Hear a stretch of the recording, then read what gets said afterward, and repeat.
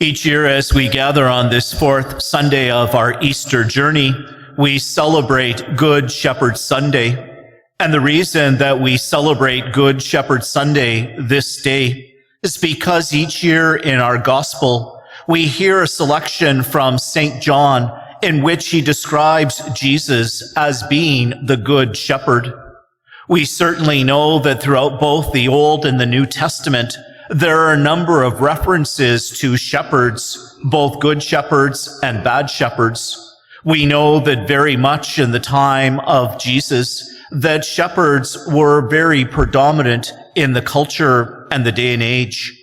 But oftentimes when we think about shepherds, we oftentimes think of them perhaps with rosy-colored glasses, or in a sentimental or romanticized way, thinking about how wonderful it must have been to be a shepherd, to look after these tiny little sheep.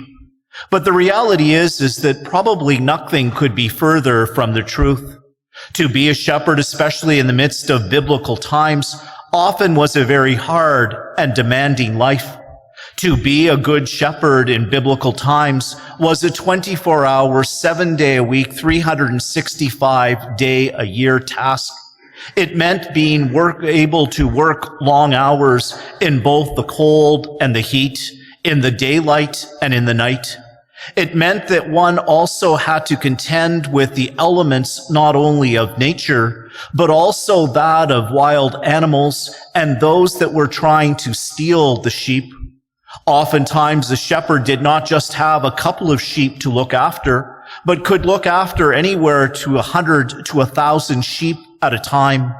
And anyone that has worked with sheep know that they are not always the easiest to work with.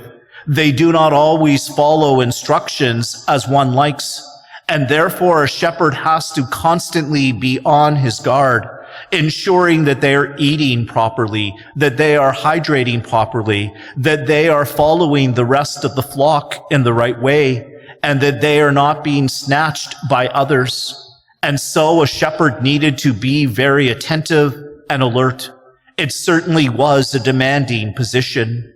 And we hear throughout the scriptures that at times there were good shepherds that looked after their flock well, and at times there were bad shepherds that did not look after their flocks well. But in our gospel today from St. John, we hear Jesus clearly announce that he in fact is not just a shepherd amongst many shepherds, but that he is the good shepherd. And as a good shepherd, he is there to tend and to take care of his flock, to ensure that they are properly nourished and hydrated, that they are protected and taken care of, and that if they go astray, that the lost are gathered up and returned back to the flock.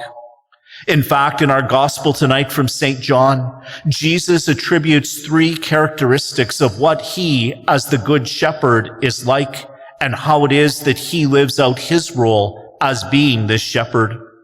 First and foremost, Jesus says that as the good shepherd, he is willing to lay down his life for his sheep. And we certainly know that as we walk through the Gospels, as we witness Jesus' public ministry day in, day out, he took care of those that were entrusted to him. He fed those that were hungry. He healed those that were sick. He raised those that were dead. He proclaimed the good news about the kingdom of God, feeding people spiritually. And as such, it was a demanding life for Jesus being this teacher and preacher.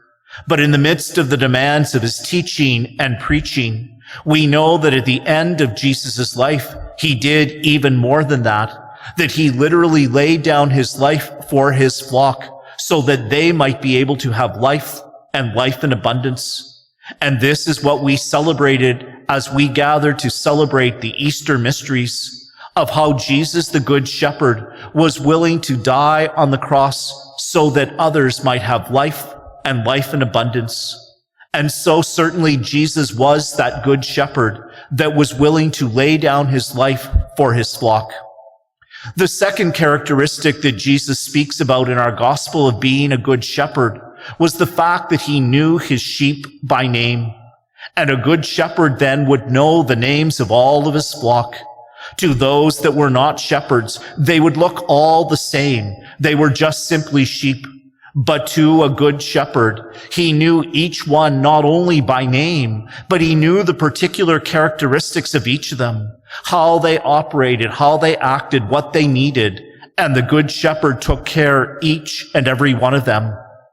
And certainly in a similar way, Jesus, being the good shepherd then and still today, knows each of those in his flock by name. And as Jesus knows them, as he knows us, he knows what it is that we truly need to be happy, to be fulfilled, to truly be children of God. And as such, Jesus then helps those that are entrusted to his care to be able to develop their full potential so that they can be all that God has called them to be, and that they can continue to build up the kingdom of God here on earth so that one day they might enjoy it for all eternity. And so Jesus, being the good shepherd, knows each and every one of us by name, and with love, with compassion, with intimacy, desires us to be filled with life and life to the full. And then finally, the third characteristic that Jesus speaks about as the good shepherd in our gospel is the shepherd being willing to go and to look for those that have been scattered, those that have been lost, not to scold them, not to punish them, but to be able to return them back to the flock so that there will be one shepherd, there will be one flock. And we certainly know that this is Jesus' great desire, that as people in his day and age, and still in our day and age, lose their track in living healthy and holy lives, lose the momentum to live lives of holiness and saintliness, that God does not write us off, does not abandon us, but in fact, he goes searching for us. And in his great love, in his great mercy, in his great tenderness, he invites us back. He gives us not only the gift of forgiveness, but he gives us the gift of his grace to help us to reclaim our true identity as being children of God. And so as the good shepherd, Jesus is constantly on the outlook for those that are scattered and wants to gather them back so that there will be one shepherd, there will be one flock. And certainly we know that as Jesus exercised his ministry as a good shepherd then, that he continues to do so for us today. And therefore we are invited to follow that good shepherd in our lives, to recognize how it is day by day Jesus is willing to lay down his life for each and every one of us, of how it is that he calls us by name, and how it is that he goes searching for us when we are lost. And therefore we are invited then to deepen our relationship, our friendship with the good shepherd. And how do we do so? As we take time each day in personal prayer, as we reflect upon the Holy Scriptures, as we participate more frequently and faithfully in the sacramental life of the Church. These are ways in which we stay connected to the Good Shepherd so that he can be more and more at the center and the heart of our lives. But we recognize that we are called not just to follow the Good Shepherd in the midst of our life's journey, but in turn, in and through the gift of our baptism, we too are called to be good shepherds to one another. And to be good shepherds to one another means that we follow in the same pathway as Jesus. And therefore we too must embrace these three characteristics in our lives. Like Jesus, the good shepherd, then as we look out to the flock that is entrusted to us, our family, our friends, those that we work with or recreate with, those that we meet in the midst of life journey, we too are called to be willing to lay down our lives for them. Certainly most of us will never be asked to give ultimately the sacrifice of our lives to be able to serve the flock entrusted to us. But nonetheless, if we are going to be good shepherds to those entrusted to us, it means at times, day by day, that we have to die to ourselves, die to our own agendas, our plans, our hopes, and our dreams to be able to serve others and the common good. And when we are able to do so, then we imitate Jesus, the Good Shepherd, being willing to lay down our lives for the sake of others. Like Jesus, the Good Shepherd, we too are called to know those in our flock by name, not just literally by name, but to know their deeper insides, to know their hopes, their dreams, and to be able to help them to be able to achieve their full potential as children of God.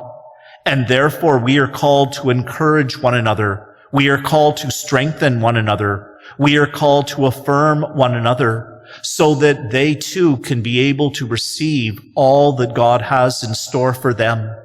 And so, like Jesus, the Good Shepherd, we are called to know one another and to work with one another. And then finally, as Jesus says in our gospel, the Good Shepherd then also has a responsibility to gather those that are scattered. And this is true for us. As we reach out to our family, to our friends, to our community, we have a responsibility to be our brother or sister's keeper. When we see others making unhealthy and unholy choices, we are called to be able to reach out to them, not to scold them, not to mock them, not to belittle them, but in mercy, in tenderness and compassion, to invite them back to the flock so that they can have life and life in abundance.